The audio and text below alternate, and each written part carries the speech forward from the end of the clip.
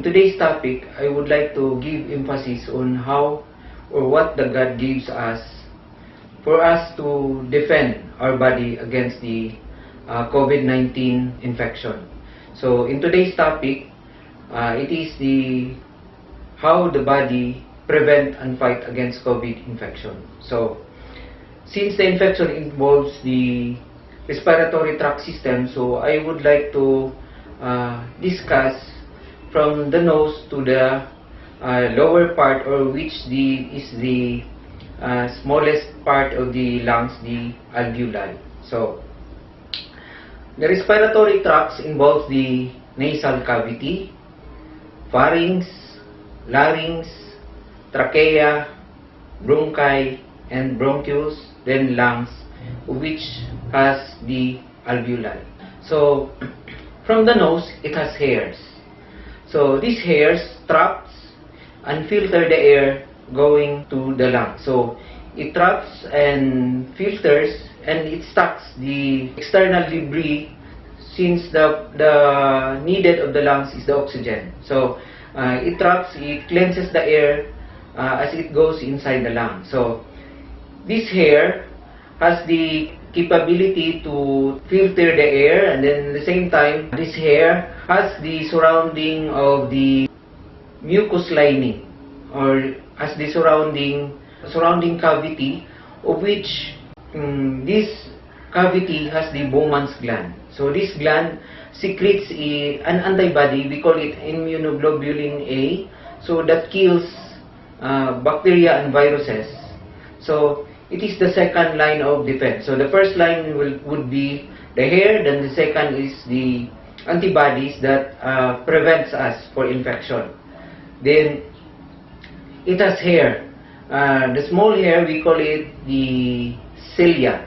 Cilia has the nerve, as a nerve ending, it connected to the olfactory receptor cells that stimulates us. So parang sinasabihan nila na, okay, umiwas ka kasi mabaho, or umiwas ka kasi maalikabok. So may purpose siya para umiwas ka, so kung ano yung makakasama. Then the cilia serves also as a broom that sweeps out. So as we exhale, para pag maghinga tayo palabas, pinapalabas niya rin yung dumi. As the days goes by, kaya manotice natin, magda-dry up yun siya. Parang nagiging kulangot siya. So yun na, mga dumi yan sa labas na ayaw ipapasok ng respiratory tract system natin to protect our body from infection.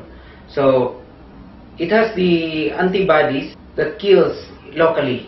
So kaya dito sa olfactory nerve na to, ito yung reason na pag ma-perceive ng body na something is damaging or something is invader in the body, mag-sneeze tayo. So sneezing is the fourth line of defense. So it is a mechanical defense na, yun nga, sinasabi nga nila na once mag-sneeze tayo, i-cover natin kasi pinapalabas natin yung virus sa katawan natin. So sneezing is one of the defense mechanism para hindi makapasok yung external debris doon sa lungs natin.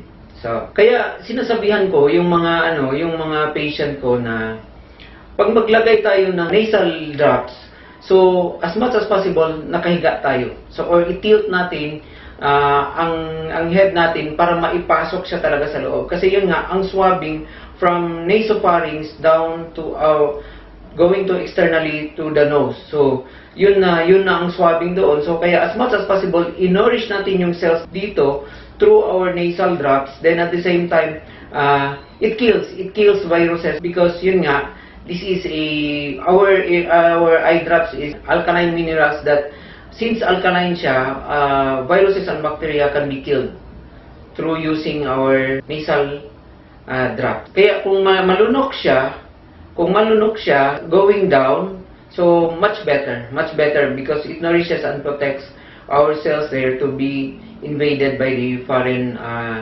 particles. So another defenses is yung doon sa laryngopharynx, kasi yun nga, may epiglottis tayo dyan. Kaya as we are eating, may kasabihan nga na don't talk when your mouth is full, kasi yun nga, mabilaukan tayo. Kasi yun nga, our epiglottis, pag nagsasalita kasi tayo, nag-open up yan siya para lalabas yung hangin kasi doon man nanggaling yung voice natin with the help of the air coming from the lungs. So kaya may voice tayo. So kaya gina-close ng epiglottis pag maglunok tayo. So kaya hindi pwedeng maisabay yung maghinga at saka maglunok. Kaya nabilaukan tayo at saka mag-uubo tayo kaagad to protect our lungs na hindi yung makapasok yung kanin or water sa lungs natin kasi ayaw ng lungs ng foreign debris. Kaya umuubo tayo kaagad. So as a defense na hindi siya makapasok doon sa lungs. So kaya when we say coughing, hindi yan namin pinapastop sa hospital. So we don't give antitussive. So may mga gamot kasi na pinahihinto yung ubo. So pag malaman ng doktor na infection yun, hindi yun pinapahinto yung ubo. Kasi yun nga, it helps to expectorate or pinapalabas yung phlegm sa baga natin. So kaya coughing is one of the mechanical defenses na ma-protect yung lungs. So may mga naman yung mga mucolytic na carbocisteine, bromixin at saka ambroxol. These mucolytics are helping our lungs to liquefy the phlegm. Pero yun nga, ang universal mucolytic kasi is water. So, parang magiging useless din yung mga gamot na yon pag kulang tayo ng water sa katawan. So, why not taking a plenty of water para magiging mag-soften yung phlegm? Kahit na wala tayong gamot, mag-soften pa rin or lalambot pa rin yung phlegm pag marami pong water na maiinom natin araw-araw. So, kaya pag inuubo, ginasabihan namin yung mga pasyente na increase water intake. So kaya yun, lalambot yung phlegm. Tapos yung mga mucus kasi, yung kagaya ng sipon or mga mucus sa loob, yung mga watery na mga white blood cells, siya kasi yung nagatrap para mailabas sa lungs natin yung mga nakapasok sa lungs. So kaya sa throat pa lang doon na may coughing reflex na tayo na tinutulungan niya na ipalabas yung mga foreign debris. Yan. So, itong trachea na to, ito yung tubo. Galing dito sa lalamunan papuntang lungs. So, ang tubo na yan, so protected with tracheal cartilages para hindi siya mag-collapse. So, that is how our God made us, or our body was perfectly made. Kasi yun nga, hindi kayang ma-imagine ng tao kung paano gawin to Kasi very intricate, very complicated yung pagkagawa talaga. Pinag-iisipan talaga kung ano yung dapat gawin in our body. So, highly intellectual talaga yung nagawa sa katawan natin. So, itong silya kasi, from our nose down to our lungs, may mga silya talaga. So, itong mga ciliated membrane, sila yung nagtatrap kasi ng mga debris. Then, ginatrap din ng mga macrophages. So, itong silya na ito, nagatulong ito na mailabas yung mga dumi. As we exhale, so yung maghinga tayo palabas, sila din yung naga-sweep out. So parang sila din yung naga-walis palabas sa mga dumi sa ating baga. So kaya the cilia is functioning well para lang matulungan din yung lungs natin na walang dumi na magstay doon. So kaya as much as possible, we should care our body. Kaya ginabawalan natin yung mga naninigarilyo kasi ito sila masisira din. Masisira din pag mapuno na sila ng mga nicotine. Yan. So cilia also the receptor na nakikilala niya rin kung ano yung hindi sa kanya at ano yung makasira din sa katawan. So itong lungs na to is a very complicated, very well-planned na organ to protect our body. Kasi ang main purpose ng lungs kasi is to deliver oxygen to the blood. Then, letting out the carbon dioxide. Kung ano yung mga dumi sa loob na mga carbon dioxide, so pinapalabas ng lungs. So, nandun yun sa alveoli, nag-exchange yung oxygen at saka yung carbon dioxide. So, sa lungs natin, from nose to the lungs, may mga sundalo po tayo. Ito yung tinatawag natin na mga neutrophil, eosinophil, basophil, at saka monocytes. Ito sila, mga T-cell, at saka B-cell, at saka mga natural killer cells. ito yung mga cells na from the white blood cells. So, these cells needs nutrients. So, kasi ito sila, para din silang armed forces kasi. Kaya sa government natin, sinusupport yung armed forces. Our government invest billions so that our armed forces will function properly, will function defensively para maprotektahan tayo at sa ating seguridad. So, walang gulo. At saka, at the same time, maiwasan yung mga foreign invader. Ganon din yun sa katawan natin. May mga white blood cells din tayo. Part ito sila ng immune system na nagpro-protect po sa lungs natin na para hindi tayo basta-bastang ma-penetrate ng mga bakterya. Gaya ng sa pneumonia, tuberculosis, and at the same time, yung sa COVID virus na rin. So, ito sila nagtulong-tulong. So, kung ang armed forces ay may police, may SWAT, may SAF, then at the same time, may Navy, at saka yung may Army, ito din sila, mayroon din. So, parang kanya-kanya silang function. Ang aim goal nila is to help each other para mai-protect yung whole organ po ng lungs natin. So, these white blood cells come from our bone marrow. So, ang bone marrow naman natin, ito yung nag-create ng red blood cells, platelets, at saka white blood cells. Red blood cells po, siya po yung naghahakot ng mga nutrients at sa mga oxygen papunta sa blood. Saka itong platelet na to, ito yung nag-maintain ng blood natin na hindi tayo po hemorrhage. Kagaya ng dengue fever, so kaya minomonitor po ang platelet. Kasi kung magbaba na yung platelet, yun yung signal na pwedeng mag-bleeding na yung patient. So, bone marrow creates the platelet, the red blood cells, and also the white blood cells. So, itong armies natin, or itong armed forces natin, sa white blood cells. So, ang nag-create po niyan, or nag-produce po niyan, is the bone marrow. So, ang tanong naman ngayon, anong kinakailangan ni bone marrow to produce the white blood cells? So, as studies told us na the bone marrow needs the minerals, vitamins, and amino acids. So, to give emphasis is the protein. So, itong protein kasi is the building blocks of amino acids. So, pag kinukumbine po natin ang amino acids, so magiging result niyan is protein. So, si bone marrow, hindi siya makakreate ng mga red blood cells at platelets at saka white blood cells pag kulang din po ng nutrients.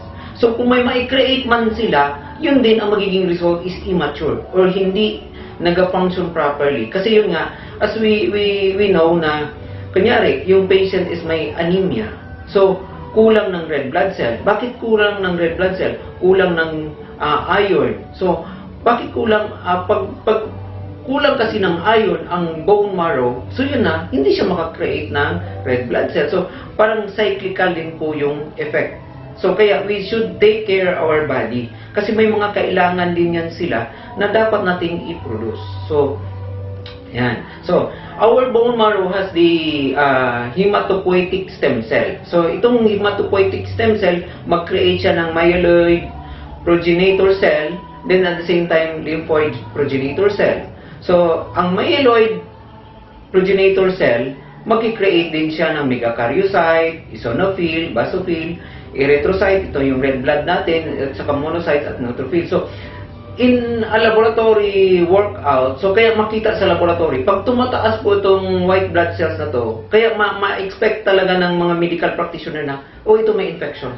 Kasi yun nga, tumataas yung mga white blood cells. So, pag taas ang white blood cells, an indication for an infection.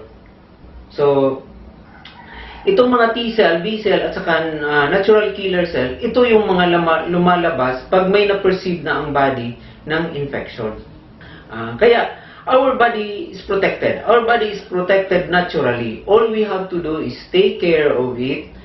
Kaya, kung ano yung kailangan, dapat nating ibigay sa kanya. Kasi yun nga, from nose to alveoli, lalong-lalo na very important si alveoli kasi, itong si alveoli kasi, parang ito na yung end, yung end part ng lungs kasi, dito kasi yung nag-exchange yung oxygen at saka carbon dioxide. So, pag overwhelming po ang virus, ang dami ng virus kasi yun nga, hindi na-protect ng body natin kasi yun nga, nanghihina siya, kulang ng nutrients. So, magdami yung virus, magdami din yung mga white blood cells doon sa alveoli. So, pag magdami ng white blood cells, so tinatawag natin na inflammatory response, ito po yung dahilan na commonly mamamatay yung patient kasi yun nga, mahirapan na siyang maghinga kasi mapupuno po ng fluid or inflammatory fluids po yung lungs natin kasi, kaya yun mag-cardiac arrest na at marami pang COVID complications. Kaya as much as possible, doon pa lang sa nose pa lang, dapat ma-manage na natin. Huwag na nating i-allow si COVID virus na makapasok pa sa lungs. Kasi yun nga, although tinutulungan naman tayo ng katawan natin, pero tulungan din natin. So kaya ini-encourage yung mask, social distancing, at saka yung hand washing kasi yun nga, parang hindi mabombard si lungs with the virus. So okay lang sana kung yun nga, mataas talaga yung immune system mo, pero kung mahina talaga yung immune system mo, as much as possible, umiwas ka talaga. So, for us to understand better, I want to show a video that may help us to understand more with regards to COVID infection.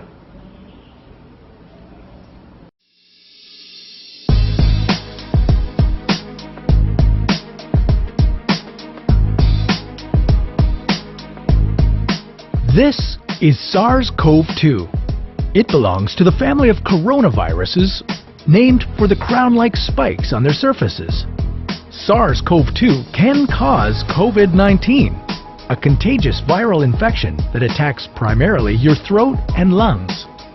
What actually happens in your body when you contract the coronavirus? What exactly causes your body to develop pneumonia? And how would a vaccine work? The coronavirus must infect living cells in order to reproduce.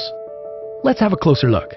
Inside the virus, genetic material contains the information to make more copies of itself. A protein shell provides a hard protective enclosure for the genetic material as the virus travels between the people it infects. An outer envelope allows the virus to infect cells by merging with the cell's outer membrane. Projecting from the envelope are spikes of protein molecules. Both a typical influenza virus and the new coronavirus use their spikes like a key to get inside a cell in your body, where it takes over the cell's internal machinery, repurposing it to build the components of new viruses. When an infected person talks, coughs, or sneezes, droplets carrying the virus may land in your mouth or nose and then move into your lungs. Once inside your body, the virus comes in contact with cells in your throat, nose, or lungs. One spike on the virus inserts into a receptor molecule on your healthy cell membrane like a key in a lock. This action allows the virus to get inside your cell. A typical flu virus would travel inside a sac made from your cell membrane to your cell's nucleus that houses all its genetic material. The coronavirus, on the other hand, doesn't need to enter the host cell nucleus. It can directly access parts of the host cell called ribosomes. Ribosomes use genetic information from the virus to make viral proteins, such as the spikes on the virus's surface. A packaging structure in your cell then carries the spikes in vesicles which merge with your cell's outer layer, the cell membrane. All the parts needed to create a new virus gather just beneath your cell's membrane. Then, a new virus begins to bud off from the cell's membrane. Now, with the virus spreading in your body, how can you develop pneumonia symptoms? For this, we'll have to look into your lungs. Each lung has separate sections called lobes.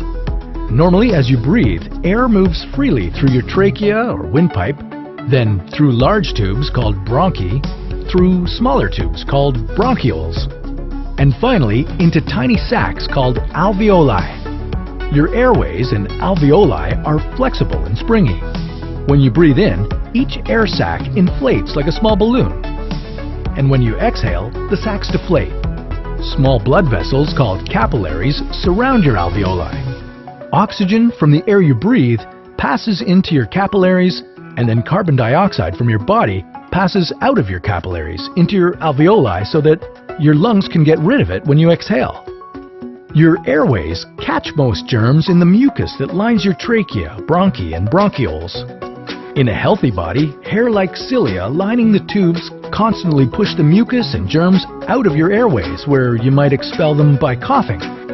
Normally, cells of your immune system attack viruses and germs that make it past your mucus and cilia and enter your alveoli. However, if your immune system is weakened, like in the case of a coronavirus infection, the virus can overwhelm your immune cells, and your bronchioles and alveoli become inflamed as your immune system attacks the multiplying viruses. The inflammation can cause your alveoli to fill with fluid, making it difficult for your body to get the oxygen it needs. You could develop lobar pneumonia, where one lobe of your lungs is affected, or you could have bronchopneumonia that affects many areas of both lungs. Pneumonia may cause difficulty breathing, chest pain, coughing, fever and chills, confusion, headache, muscle pain, and fatigue. It can also lead to more serious complications. Respiratory failure occurs when your breathing becomes so difficult that you need a machine called a ventilator to help you breathe. These are the machines that save lives and that medical device companies currently ramp up production for. Whether you would develop these symptoms depends on a lot of factors, such as your age and whether you already have an existing condition. While this all sounds scary, the push to develop a coronavirus vaccine is moving at high speed. Studies of other coronaviruses led most researchers to assume that people who have recovered from a SARS-CoV-2 infection could be protected from reinfection for a period of time. But that assumption needs to be backed by empirical evidence, and some studies suggest otherwise. There are several different approaches for a potential vaccine against the coronavirus. The basic idea is that you would get a shot that contains faint versions of the virus. The vaccine would expose your body to a version of the virus that is too weak to cause infection, but just strong enough to stimulate an immune response. Within a few weeks, cells in your immune system would make markers called antibodies, which would be specific for only the coronavirus, or specifically its spike protein. Antibodies then attach to the virus and prevent it from attaching to your cells. Your immune system then responds to signals from the antibodies by consuming and destroying the clumps of viruses. If you then catch the real virus at a later stage, your body would recognize it and destroy it. In other words, your immune system is now primed. Collecting evidence on whether this will be possible, safe, and effective is part of what's taking researchers so long to develop a vaccine. It's a race against time to develop a vaccine amid a pandemic. Each step in vaccine development usually takes months, if not years. An Ebola vaccine broke records by being ready in 5 years. The hope here is to develop one for the new coronavirus in a record-breaking 12 to 18 months. While all of this will take time, stay home if you can, to protect the most vulnerable. And don't forget to wash your hands for at least 20 seconds and as often as possible. So, ang major player po dito is our immune system. Si immune system kasi, nakilala niya kung sino yung kalaban niya, alam niya rin kung paano niya papatayin yung kalaban niya. He has the memory, he has the technique kung paano niya lilipunin yung virus na pumasok sa katawan natin. So, I am always thankful to our God, the Almighty One, for He created our body perfectly to protect us, for us to survive. So, thank you also to our President, Dr. Chanita Villegas Nodel, for continuously creating a product that is one of the best. Kasi always po siyang nag-research kung ano talaga yung pinaka-the best as of these days, kung ano yung makatulong sa katawan po natin. So, all in all, I am very thankful to everyone who agreed and who watched this video for us to learn and know how to combat and fight against COVID-19. Thank you very much.